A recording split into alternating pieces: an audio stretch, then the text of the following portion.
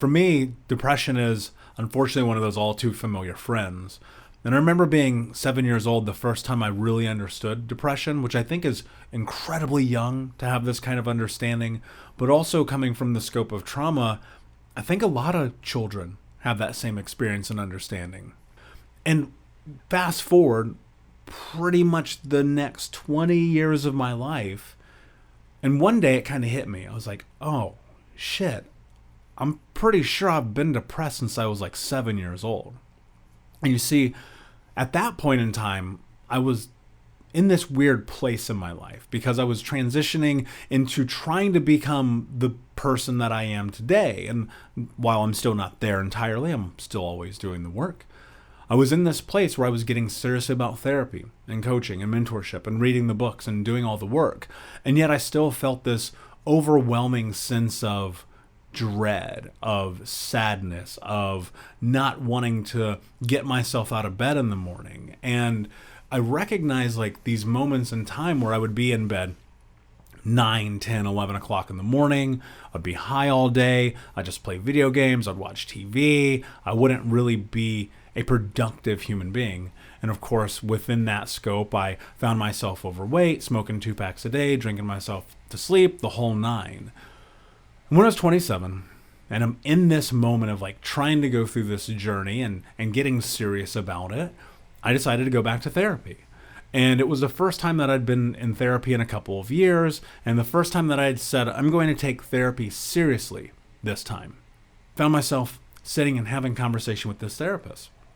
And we had a conversation, and he says, I think you're battling and you're dealing with depression. And I go, yeah, I'm pretty sure that's probably exactly what it is. It was this really difficult thing to process because I could see the validity in attempting to take these prescriptions, right? They're a support. They can be a beautiful support mechanism for people who need them. And then I put myself in this position of asking myself, okay, if I don't take the medicine, how do I fix what's going on? How do I solve this problem? And for the first time in my life, I started to change the narrative that I had about prescription drugs. And I said to myself, all right, this actually could be really beneficial, especially once I started understanding the science of SSRIs and the way that they can really be impactful, especially in short-term sprints and so on and so forth. Now, let me be clear. I'm not a doctor. I've only ever done my own research. I'm not suggesting anything. I'm not even going to tell you what the prescriptions were. So keep that in mind. I'm not going to give you any advice on whether or not you should take prescription drugs because I don't know your life. So I found myself taking these prescriptions. And the doctor said, hey, it's going to take some time. You're going to have to take these for a month, 2 months before you really start to notice a difference. And I was at this point where I didn't know what else to do. So I said, okay, I'm going to take these for a month or two because I don't really know what else to do, and we'll see what happens. And slowly, I started taking them. And then I started feeling worse, actually. Luckily, it was at a period of time where I had not been so deeply into them that it was going to be dangerous to just pull myself off. And so I broke it down. I said, all right, you're going to do like half a pill every other day for 2 weeks and you're going to be done with this. And so that was my game plan. I actually started feeling better really fast too, like super fast. And what I understood about that was, okay, that's not going to be a long-term viable solution for me. For some people it is, and other people, I've met so many people who have had this same exact experience as me when it comes to prescription drugs and trying to deal with their depression and their anxiety. And so I started doing a lot more research about it. Like, what can I really do?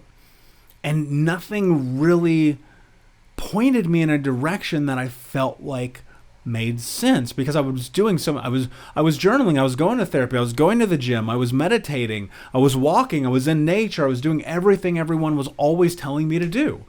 And yet here I was, months removed from that, and still feeling this crippling anxiety and depression. Depression is going to come and go. Anxiety is going to come and go. And for me today, anxiety is such a different experience because I've learned so many of the modalities that help cope with it, right? Breathing, especially. The breathing modalities associated with dealing with anxiety, meditation, especially, those have become daily habits and tools of my life. There's not a day that goes by that I don't meditate and I don't do a breathing exercise, because I have to have those things in order to be successful.